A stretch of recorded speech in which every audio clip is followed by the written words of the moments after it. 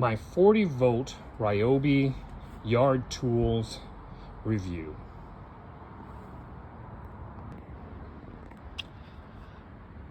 The sprayer is good for either weed killer or bug spray. Much better than spraying it out of the 1 gallon jugs you get at the store.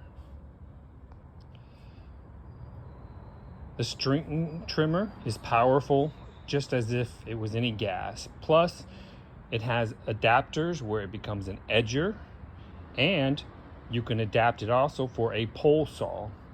I have both, and they work well. The lawnmower is lightweight, easy to push, easy to put away. I have my 8-year-old son mow the grass with this because it's so light that they can do it with no problem. The blower works well. You can have 2 batteries so you can extend the life of your blowing during the fall season. And for me, the fall season is a lot of work with all these trees that surround me.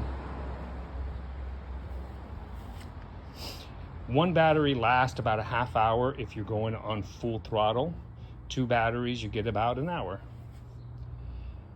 And then the mulcher works well if everything is dry. Does not work so well when leaves are wet. They all use the same 40 volt lithium battery.